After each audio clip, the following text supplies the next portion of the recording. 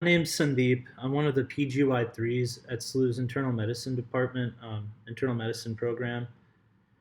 I wanted to put together a quick video for you guys to help you with some tips and tricks on using CPRS.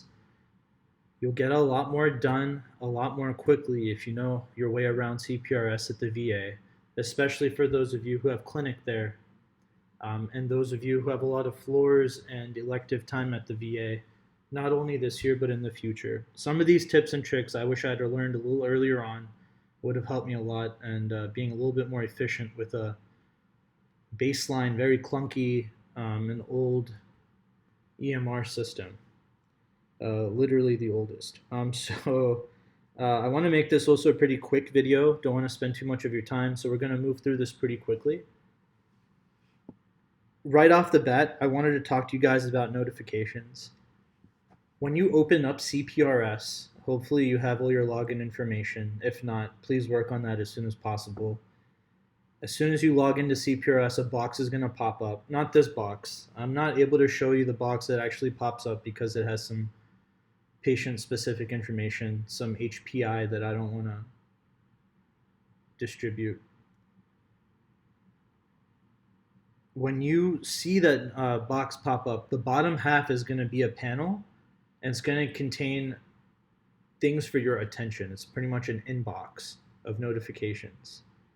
You'll be able to process those notifications. Some of them might require your signature, your digital signature. Some of them will just pop up and you can click through them, and they're simply just keeping you in the loop, making you aware of things that are going on with your patient's orders or consults, etc. Make sure you go through your notifications whenever you have time. They can really pile up quickly, especially when you're on the inpatient side. And then when you're on the outpatient side, you definitely want to make sure you're following up with them, because your patients are going to depend on you as their primary care physician to follow up on their medication refills, questions they have, lab results that they might want to discuss with you. And you're only going to find out about those things if you look at your notifications. The next thing I want to talk about is multitasking in CPRS. At uh, at the beginning of residency, I didn't realize that a lot of CPRS will only allow you to do one thing at a single time. If you're working on a consult, you can't switch away from that screen and start looking up and chart reviewing to help you with your consult information. Like ortho consult might ask you to list down the most recent SED rate or CRP. And now you can't go back in the chart and look at what it was, or you can't go back and look at what the latest impression of a X-ray was. You have to exit out of the entire consult, go back, copy paste whatever you want, restart the consult from scratch. It's really annoying, and to get around that, you can open up multiple copies of CPRS. So that yellow notepad icon for CPRS, you click on it once normally to open it up. You can go back to that icon and just click it again, and a second new, entirely new instant of CPRS will open. You can use one copy of CPRS then to do your chart reviewing, and you can use the other copy of CPRS to actually place orders or consults. This made me a lot more efficient during the second year when I learned this trick. Saved a lot of time, saved a lot of headaches. The next thing I want to talk about is searching through documents and labs, pretty much just chart review in general. And to do that, we're going to finally go into this fake patient chart. A flag came up here. You'll see these flags when you enter some folks' charts. It's just giving you a warning about things to look out for. High risk for suicide in this case, a behavioral flag as well. This is a blind veteran, infectious disease. It might be involved, and also apparently the patient is pregnant, which I don't think Kermit the Frog. Uh, Whatever. It's a weird joke. So close, and now you're in the patient's chart. Um, we're on the notes. So if this might be how your notes look like off the get-go, and this isn't very useful. You want to look at prior notes, not just your own. And so you'll right click, custom view, and here in this corner, you can type in how many notes you want to see. And this is just chronological order by default. So I just want to see the last 100 notes written for this patient. Press OK.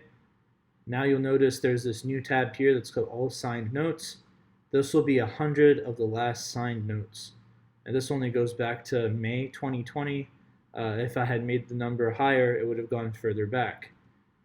Notice also if you do right click custom view, there are other options for displaying by author name, by the status of the note, chronological, reverse chronological. You get the point. There are lots of ways you can customize this, and a really easy way to look at notes is sometimes just title.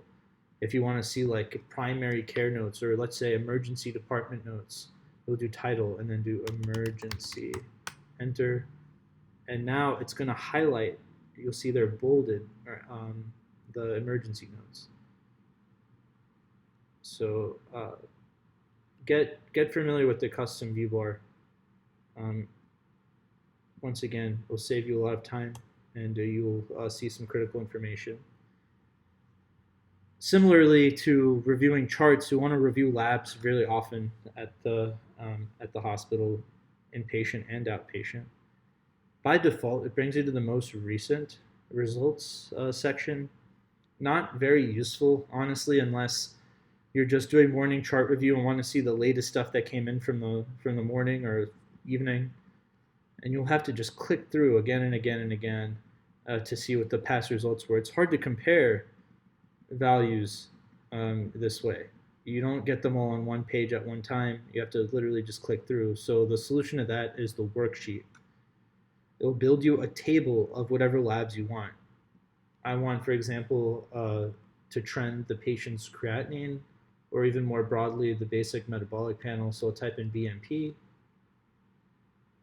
It'll search through its list of labs and find BNP. I'll add it to my tests to be displayed. You'll notice this isn't written in a really great order. I don't want glucose all the way at the top. I can change the order of stuff and how it appears with these arrows. That's great. And then press OK. And I can select the dates and times, how far back I want to go.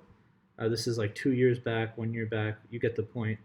But now you'll notice it's a lot easier to compare things like creatinine over time, which is important if you're trying to find out a patient's baseline creatinine. Now you have an easy way of doing that. You can see all the numbers here stacked up and the dates right here. So it's a super easy way to go over labs. I want to mention that in the worksheet bar here, normally these you can like make a new group and whatnot. You can, if you have a favorite physician's you've seen one of your attendings or even seniors like working on a worksheet, you can actually copy theirs from this list. So it's pretty helpful. And then you don't have to click through all this nonsense every time. The next thing I want to talk about is templates. I might be attaching a template, or ask your seniors for a template for your notes to use at the VA. To make a template, you go to, first of all, the notes section. And then once you go to notes, you go to options, and then either create new template or edit template. They're very similar menus that pop up, and it's kind of self-explanatory. So I'm just going to edit template for right now. And so you'll see I have an admission H&P template here that I've worked on and edited over the years. And so there are a lot of different variables in the system, and you can put them in place so they'll auto-populate. Today's date is one example, patient's age is another. It goes on and on. So definitely copy and paste your seniors or whoever you want to get a good template going. You can do a one for H&P for like inpatient. You can make another template for clinic. That's a good idea. It'll save you a lot of time and get you into a rhythm so you're not redoing a lot of work. We'll cancel out of that.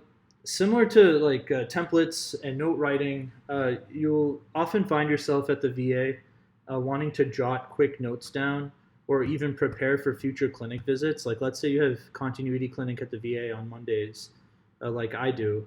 Sunday night, you might want to help yourself out a little bit and start reviewing your patients for next day's clinic. You can go to Notes, New Notes. You just always have to select an instance. That's fine. And then you can do a one tickler, one T-I-C-K. Okay, so there it pops up. You can make a tickler note here. This message will pop up, and it tells you this is like a sticky note that you're going to be working on. That's great. So if you want to keep notes about a patient, things you want to ask tomorrow in clinic, like, have you been weighing yourself? Have you made a plan for quitting tobacco? We need to talk about a colonoscopy and whether or not the patient has a preference for colonoscopy or a occult blood test or something. So you can write like little notes to yourself. Or even more helpful, honestly, is like you just start writing your note the day before. And so what you can do with the sticky note, let's just get rid of all this. Here's my tickler note or sticky note, and here's your templates down here. I have my admission H&P, which I use pretty much for everything. Let's ignore that.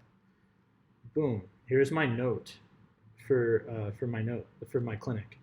So it would be something like primary care provider, established, yada yada. You can type it like routine follow-up visit, and just start typing your note. Start writing your assessment and plans down here. Whatever you want to do. This will be fine. You can then you can't sign tickler notes, so you can save without signature, or you try to sign it won't let you. But bottom line, now I have a tickler note here that is exactly a copy of my clinic note that I want for tomorrow. Now tomorrow I can make a new note, make an actual progress note titled correctly, not a tickler note but an actual note, put my preceptor's name down here, press OK, and then copy and paste all of this stuff from the tickler note over to tomorrow's note. So it's a great kind of space saver, like just classic sticky note style way to document stuff, so you don't have to redo a lot of work. This all might not make that much sense to you right now, but once you start getting in the flow of things, you'll start realizing the power of having this tickler note function. Finally, what I want to go over is additional signers. Now we're kind of going full circle. We started this video by talking about notifications. You will sometimes want to notify other physicians. Let's say you have a clinic patient, and now it's a very cardiac specific case. This patient has a lot of cardiac complications and will be going to the cardiac clinic next week or next month. And you want to let one of the cardiologists know about this patient and that you just saw them in the clinic and just want to keep them in the loop as to what you guys discussed. You can right click on your note. Let's pretend this is an actual note now, and identify additional signers. This window will pop up. You type in a doctor's name here, add them, and once you sign your note, that doctor in his or her notification box will get a notification that they have a note to sign. It'll be your note, you letting them know whatever you wanted to. It's a really important feature, especially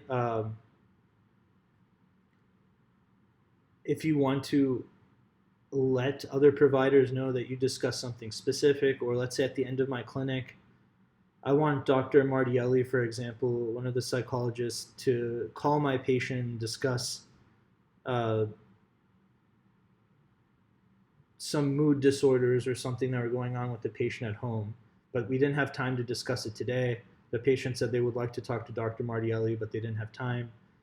You can make an addendum, and you can't do that to a tickler note, but making an addendum, you can type out a little note, and then on that note, you can right-click again. On that addendum, you can right-click again and identify additional signers. and put Dr. Martielli's name there, and so that he or whoever else you're trying to get attention of will now be looped into the conversation, and they will have to sign the note, and you can see when they sign the note.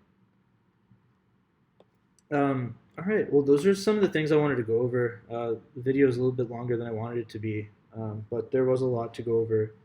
If there are more questions or concerns, let me know. I hope this video is helpful. But the best way to get better at this is just by practicing, which you'll get plenty of this year. But always ask questions. We're always around to help out, and hopefully you have a great experience at the VA, despite this clunky system. Best of luck, and I hope to meet you guys soon. All right, see ya.